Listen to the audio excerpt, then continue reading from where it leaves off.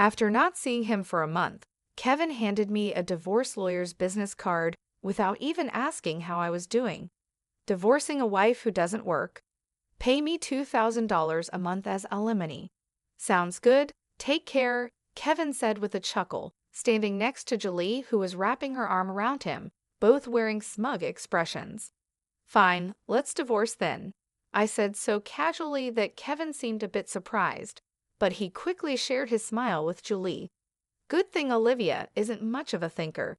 It makes my plan easier to execute. After the divorce papers were approved, I decided to start my revenge plan on both of them. I will make them regret this as a celebration of my recovery. My name is Olivia Wilde.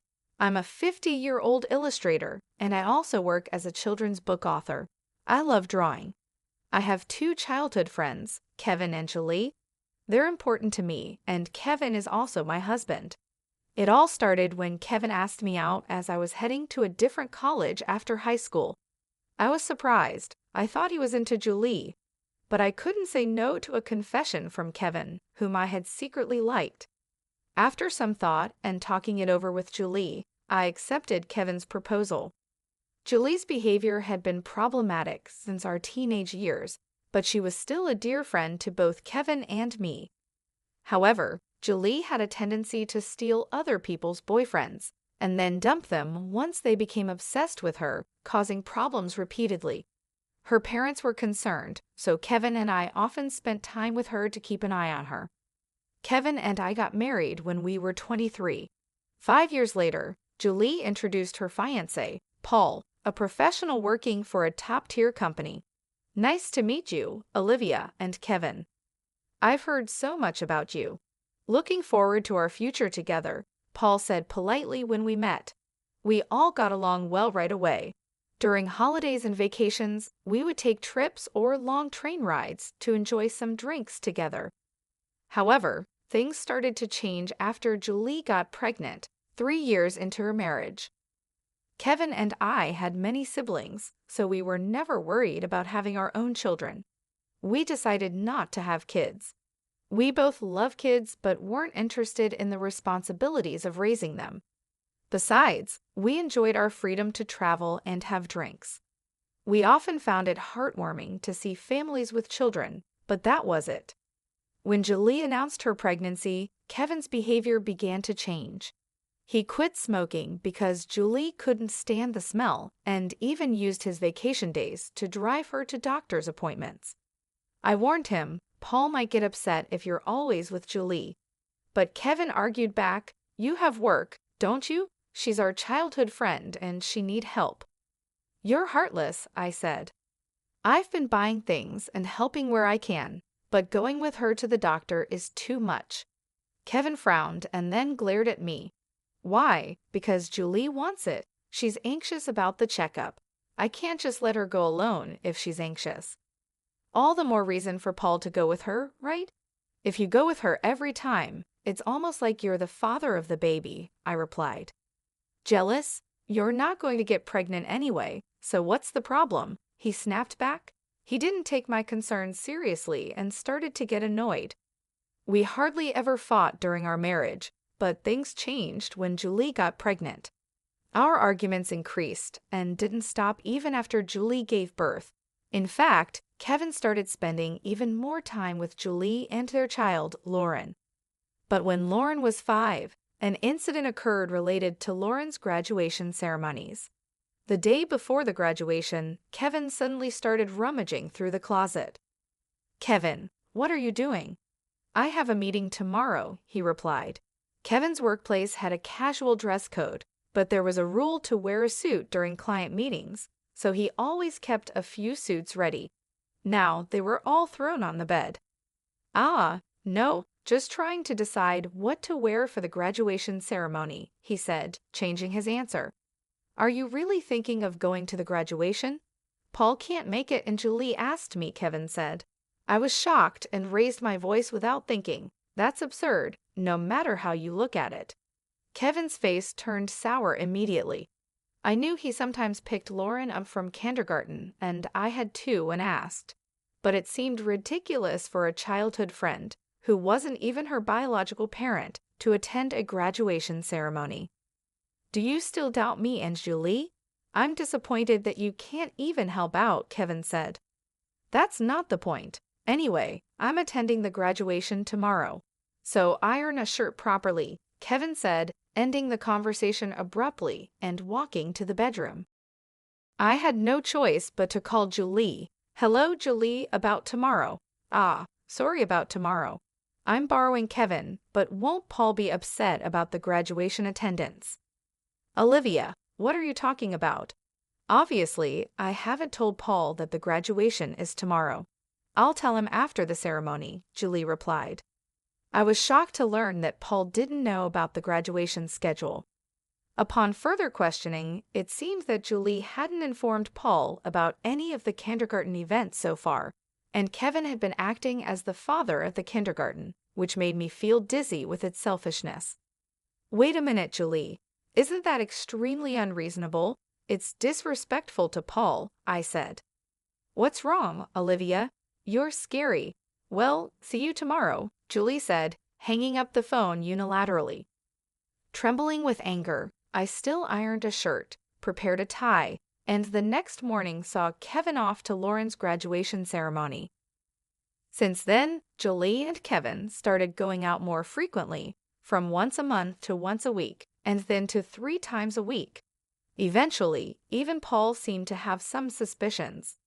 One day, while Kevin and Julie were out, he visited our house alone late at night. I'm sorry for visiting you late at night. There's something that's been bothering me. Is it about the two of them? Paul asked. Yes, I would like you to take a look at this, Paul said, showing me the GPS history he had installed in Julie's car. It showed that she had been staying at a hotel 3 times a week. All of those days she was out with Kevin. Just by looking at Paul's face, I understood what that meant. What do you want to do, Paul? I asked. I want to take revenge on those two, I said. Me too. I can't forgive them for betraying us after all this time, Paul agreed. We started planning our revenge in secret. First, I focused on increasing my income. Since I had been saving money by doing housework and taking care of Lauren, my income had decreased significantly. Paul switched to working from home. When Julie and Kevin would go out, he would bring Lauren to my house, and we would take care of her together. Neither Julie nor Kevin knew that we were aware of their affair, and we managed to gather solid evidence against them. Once we had collected enough evidence and were ready to take our revenge, we discovered a shocking truth about Lauren. Paul and I struggled with the decision, but we agreed that we didn't want to hurt young Lauren. So we decided to wait until she was an adult to take our revenge. However, even though we decided to wait for 12 years, I was struck with a serious illness that required long-term hospitalization. At best, I wouldn't be discharged for at least 3 years. Although I could work from the hospital room, it was clear that I would have to reduce my workload. After telling Paul about my situation, I consulted Kevin, but his reaction was indifferent, just like small talk. I'll visit you once in a while, he said. I felt that Kevin no longer cared for me, as he didn't even ask about my condition or the name of the disease. In reality, Kevin only visited once a month or once every 2 months. After Lauren's 17th birthday, she started acting strangely. Although she used to visit me almost every day right after I was hospitalized, she became distant after her birthday. Neither Paul nor I could figure out why. Even when we asked Lauren, she just said, "Don't worry about it." However, we ended up learning the reason from Kevin, who rarely showed up. "Hey, it's been a while," he said casually, having completely changed into a flashy appearance. He walked in without knocking.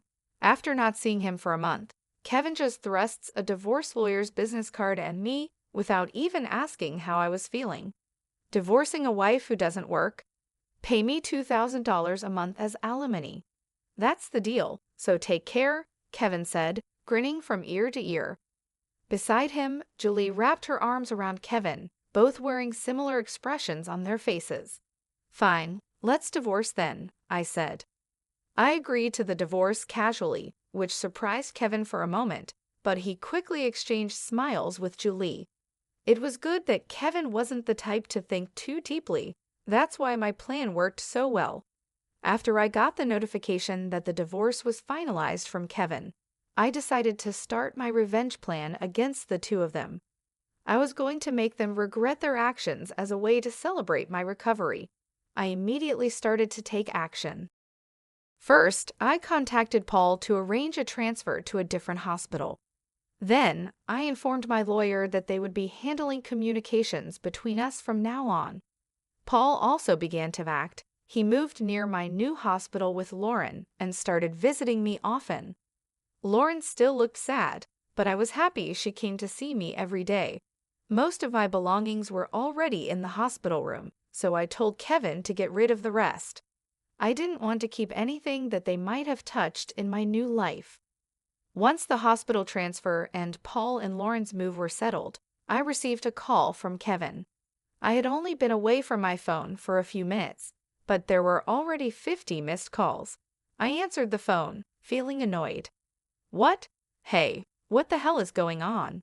I could hear the voice of a troubled real estate agent behind Kevin's panicked voice and Julie yelling, which made me feel sick. What do you mean? What's going on? It's obviously about the house. Why do we have to move out? Kevin shouted at me as if it wasn't his fault at all. Coolly, I replied, obviously, because that's my house.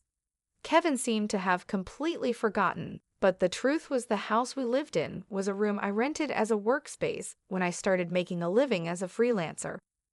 At that time, I didn't have enough income to maintain 3 houses, and Kevin didn't have enough income to live alone, so he ended up moving into my place.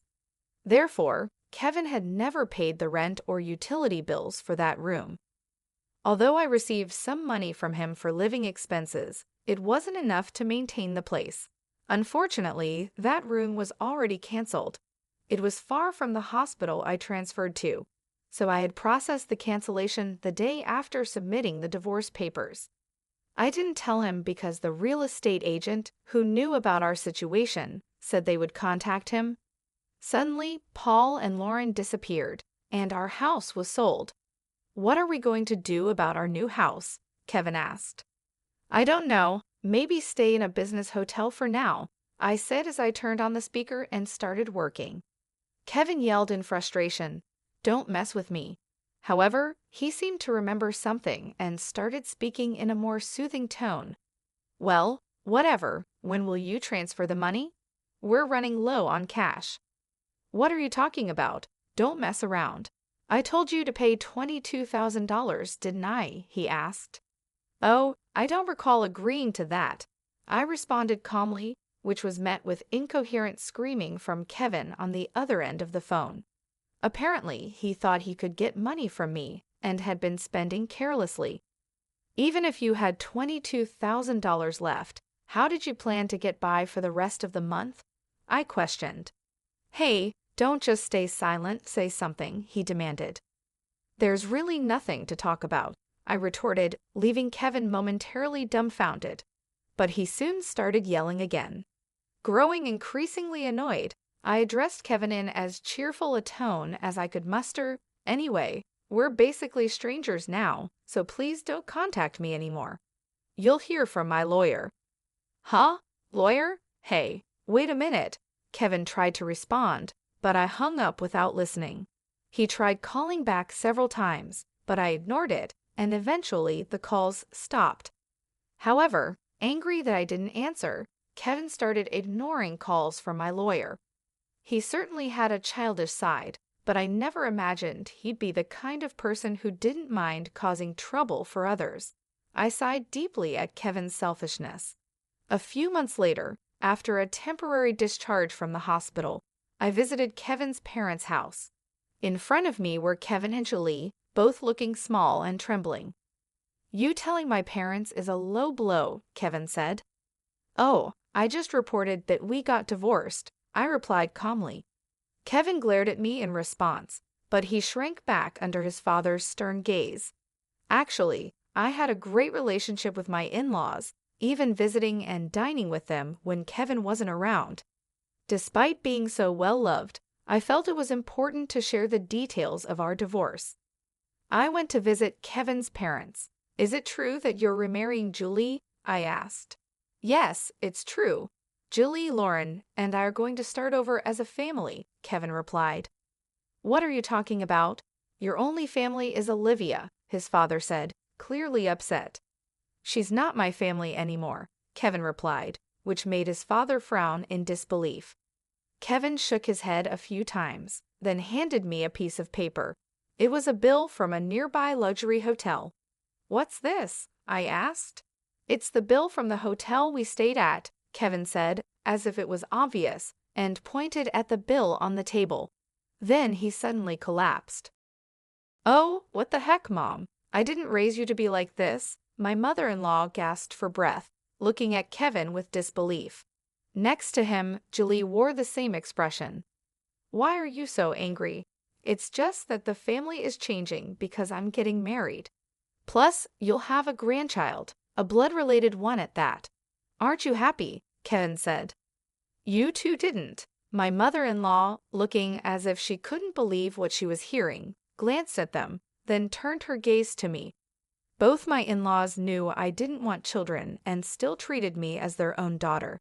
Of course, they treated Julie, my childhood friend, similarly, but there was always a boundary between a daughter-in-law and a friend. I remembered Julie often complaining about that, so I was certain my mother-in-law wouldn't be happy about this situation, and Julie should have known it too. "You do want Lauren, right? It'll be your grandchild, so you'll be happy, right? It's because she's a child I've known since she was little." "Oh, but half of her blood is from Kevin, right?" Julie said, showing no remorse and acting as if she couldn't understand the problem, which was unsettling. At that moment, someone who had been silent until now spoke up. "Enough already, it's disgusting." Lauren, who had been playing with her smartphone in the corner of the room, spoke to Julie without looking up. The room fell into a stunned silence. "My dad is the only one I consider my father, whether we're related by blood or not. He's the only one. But you know, Kevin has always been the one to attend your school events," Lauren continued. "I heard everything from Dad, how he was always informed of the event dates after they were over, how eventually even the events themselves were kept from him. But Dad always said I was his daughter, so I am his daughter, and I will never be yours." Lauren glared at Julie as she said this, then sitting beside me, she switched to a more concerned tone. "You know, when I found out about this, I thought you would hate me, but Dad said that wasn't the case, so I came here today. Lauren, I love you so much. You were so kind to visit me every day while I was in the hospital. I was really happy," Olivia said. Lauren, perhaps relieved of her anxiety, teared up and hugged me tightly. It might indeed be a child resulting from an affair between Kevin and Julie, yet it's a child I've taken care of for 16 years. There's no way I don't have affection for her, I continued. "Speaking of which, Julie, weren't you curious why I wasn't surprised when I found out Lauren is Kevin's daughter?" I asked. Julie looked startled, but before she could speak, a new person entered the room. "We knew from the start. 12 years ago, actually, Paul suddenly appeared, which was understandable as he had recently asked for a divorce due to irreconcilable differences. I was shocked when you mentioned divorce. Oh, and unfortunately, you're not divorced yet. The divorce papers are still here, didn't you notice? I figured it wasn't in Julie and Kevin's nature to confirm things, but I couldn't help but be stunned that Julie, despite the 200-day waiting period for women to remarry, had not noticed for months. So Julie is still my wife, and Lauren is still my daughter." "Well, since there won't be a wife though," Julie interrupted. "Wait, what do you mean? A 16-year-old can choose their parent." "That's not true. Lauren wants to be with Mom, right?" Julie said that and looked at Lauren. Lauren frowned at Julie and held my hand. Julie was speechless at that and glared at me. Then Kevin suddenly burst into laughter. "So that's what it is. You two are together. Huh? But too bad, isn't it impossible to live on Paul's salary alone? Can you stop making weird assumptions? Also, it seems Paul earns double the amount you think, I replied. Julie probably knew about it, but it might just be a bluff. Besides, it's impossible for you to work while dealing with your illness. You'll just die miserably somewhere, Kevin said.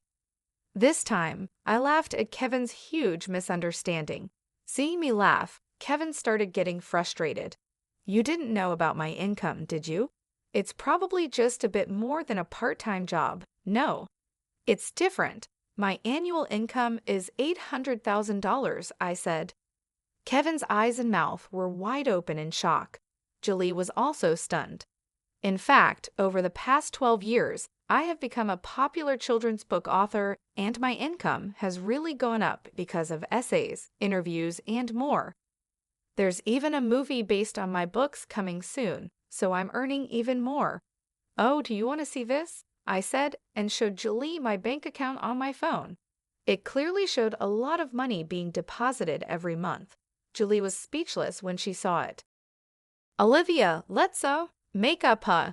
Kevin said, sounding hopeful. What are you saying? Julie was angry at Kevin's words. I just watched them quietly, then finally spoke. Well, if you want to get married, feel free. Oh, and I'll definitely take the compensation for damages. Olivia, wait. Kevin called out, but I ignored him. I took Lauren's hand, said goodbye to my in-laws, and left their house. Kevin used to work at my father-in-law's company, but it was discovered he lied about going out for sales, and he was fired. My father-in-law planned to make him work on a friend's fishing boat, which was tough for Kevin, who preferred indoor work. He tried to contact me several times, but I always let my father-in-law know, and eventually, Kevin stopped calling. Julie lost custody of Lauren to Paul and got divorced. She seemed uninterested in Kevin, who couldn't afford luxuries anymore, and didn't chase after him. She was cut off by her family and lived alone in a rundown apartment. She hadn't worked since getting married and had always relied on others, so she found it hard to do things on her own. There were hardly any places that would hire her full-time, but she needed to pay for her living expenses and child support. So she worked multiple part-time jobs and barely made ends meet. After starting high school, Lauren worked hard every day to study abroad and go to a prestigious university overseas. Being originally diligent, her dream is to translate my picture books and deliver them to children all over the world, which makes me happy. As for me, my picture books are selling well, and I'm getting more offers for animated adaptations and merchandise. My health is also getting better, and although I'm still in the hospital, my doctor recently told me that I might be able to leave the hospital next year. One more thing, Paul and Lauren come to visit me every day. Paul recently confessed to me with remarriage in mind. I haven't given my answer yet, but I can't help but have feelings for him. He said he wants to live together when I leave the hospital. While thinking about what to answer, I work on my picture books every day, hoping for a happy future for us.